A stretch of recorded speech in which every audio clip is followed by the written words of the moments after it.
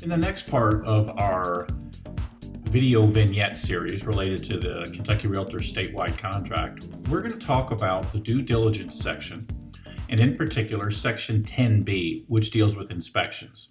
Now this is on line 158, remember the numeric line that runs along the left-hand side, and it's section 10B. Now the first thing you're going to note is that you're only supposed to choose one of two options. Now, the first option I will refer to as the as-is option, though I'm going to explain that in more detail later. And then the second option I'm going to refer to as the get-out-of-jail option. So let's talk about first the as-is option. Beginning on line 151, if you check this on behalf of your buyer, it says that unless it is discovered that seller failed to disclose a material defect, which was known or reasonably should have been known, buyer accepts the property in its condition as of the date of the offer.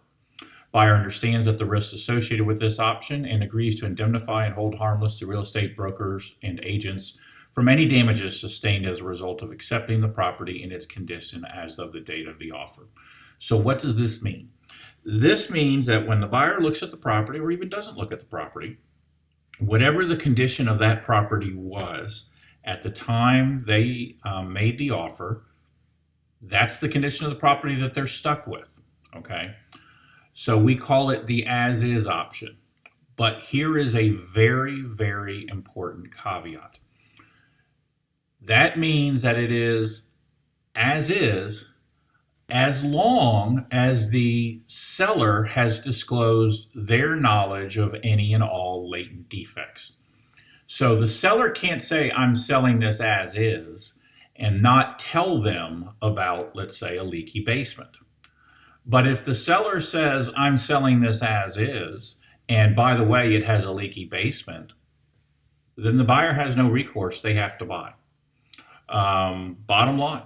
So you can't contract around your frauds. You can't say as is to relieve yourself as a seller of your obligation to disclose a latent defect, but you can say as is as long as you follow your duty under the law and disclose the latent defect. And that's what option one is. Now option two is a little more difficult to explain. It's a little longer, but the primary thing to remember is it essentially, if followed properly, will allow your buyer to get out of buying the property for any reason during the inspection time frame, as long as they get a licensed or professional inspector to view and complete a report on the property. So let's talk about this. There's first a time frame, and this begins on line 163. And it says within blank days, buyer may inspect the property for any purpose at reasonable times and at a buyer's expense. So let's imagine that you put 10 days there. That's fine. Or you can put a longer period of time or a shorter period of time. Now a buyer is going to want that period of time to be as long as possible and yet still remain attractive as an offer to the seller. The seller is going to want to make that period as short as possible because he wants to close down any contingencies that are contained within the contract because the seller's stuck selling the property. The buyer's still kind of floating around. The way I like to say it is the seller's in the pool telling the buyer, come on and get in. And the buyer's like, I'm not so sure. Well, the longer the buyer has in days, the longer he's outside of the pool saying, I'm not so sure. So the seller wants to shorten that period. Now, it also says buyer may inspect the property for any purpose. So if the buyer says, I want to come over there with a home inspector, or I want to come over there with a termite inspector, seller with reasonable notice has to make the property available to them during this time frame. What if the buyer says, I don't like ghosts and I want to bring a ghost detector over? Got to let them in. It's any purpose. So with reasonable notice, there is no reason that a seller should be able to say you can't come. And if in fact the seller says that, it doesn't void the contract. It means the seller is in breach of contract. And that's important because breach creates liability and creates damages. So make sure that your seller is aware of that. If the seller refuses to let them in or be reasonable about letting them in, they're not voiding the contract. They're essentially breaching the contract. Now, the next part says, within the same inspection period, buyer shall, in writing, either, number one, accept the property in its current condition. So imagine if you're utilizing this option. You've come and you've looked at the property and you're like, fine, I'm ready to buy. That's option one. Now, option two you can use, but only under certain circumstances. This is the get out of jail free card, as we say. So option two says, if buyer has hired a licensed inspector or licensed professional and received a completed report, now this is important, they have to hire a licensed inspector. Now that can be a home inspector, that could arguably be a termite inspector, or a licensed professional. So a licensed professional might be an engineer or some other person, like electrical engineer, what have you. And if they receive a completed report, now that's an important component too.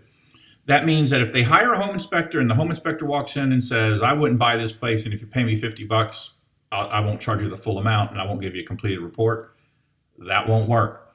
They've got to get a full and completed report.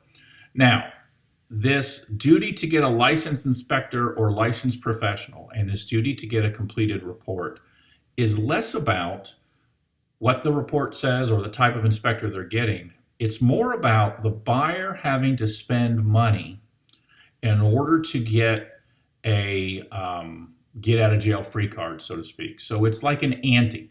In order to get into the I just want to walk away from this contract sweepstakes, they have to pay money to play in that game. So in order to utilize option number two, they have to pay money and get a licensed inspector or licensed professional and get a completed report in order to get into that round, so to speak.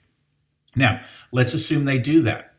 Their options are as follows. A, they can void the contract. So if they get in there for any reason, they can say, I'm not buying this. Now, that reason doesn't have to be conveyed to the seller. That reason doesn't have to be proven to the seller. And in fact, if I was the seller, I wouldn't want to know, because if they told me and it turned out to be a defect, I'd then have to disclose that to subsequent parties if I hadn't already known about it. The next part is section B of this, or option B. And it says that you can then request the seller to make repairs, corrections, or replacements and or pay for same. So let's imagine that you've gotten your inspection report, you've got a completed report, and you want to go to the seller and you want to ask for repairs, corrections, or replacements. First question is, do they have to be contained within the inspection report? Arguably, no. It doesn't say that the repairs that you request have to be repairs that are contained in the inspection report. So let's imagine you go out and get a termite report and the termite says clear, but at the same time, you want the seller to fix a wiggly stair in the basement. Can you ask for that? Absolutely. There's no prohibition on what you ask for because ultimately the seller can just refuse. But you want to be aware of it. They don't have to be connected. Now the next part. Seller shall respond in writing within blank days of buyer's request. Now, obviously, you're going to be filling this out when you make the offer, so you want it to be as quick a time frame as you can have if you're the buyer making the offer, because you want the seller to respond quickly. Now, if the seller does not agree with buyer's request, following seller's response, each party shall then respond in writing with blank number of days. So, let's say you put there 2 days. Well, then you're going to have that 2-day period for it to go back and forth while the parties negotiate. Now, that could go on forever. So in order to make sure that there is an end point to that negotiation, it goes on to say until either, number one, all parties agree on which items will be repaired, corrected, replaced, and who will pay for same. So that's option one. We come to an agreement. Or option two. Option two is either party responds with an offer or counteroffer indicating it is the quote unquote last, best, and final response. So let's imagine that the buyer says to the seller, I want you to fix the wiggly step. And the seller comes back and says, I'm not doing that, and this is my last, best, and final response. Okay, that's it. They're done. The buyer can say, okay, I accept, or we're over, and they know they're done.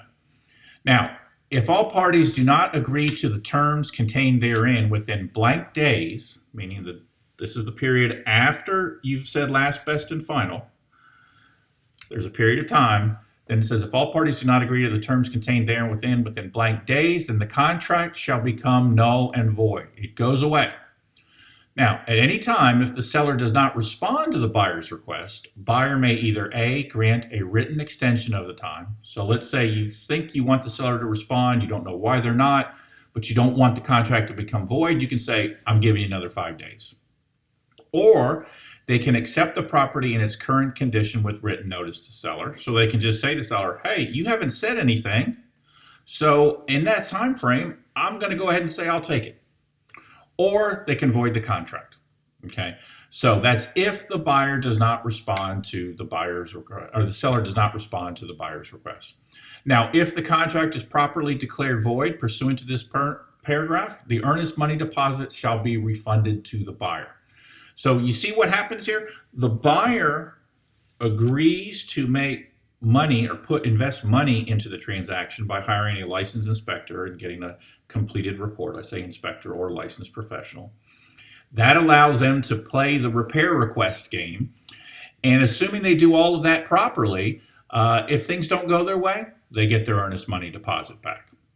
Now, on line 173, it says if the seller agrees to make any repairs, corrections, and or replacements, all such improvements shall be made in a workmanlike and timely manner prior to closing. All right, so this is important to know. This means that seller, you need to make these repairs, or listing agent, you need to tell your seller, you need to make these repairs before the closing date, preferably before the walkthrough, so that the buyer can see that those are repaired.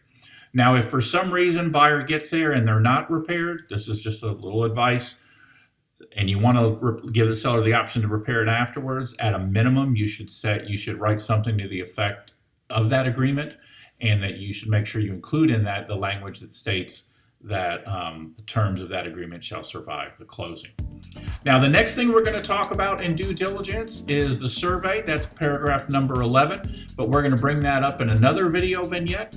Hopefully this has been helpful to you in your use of the KYR statewide contract.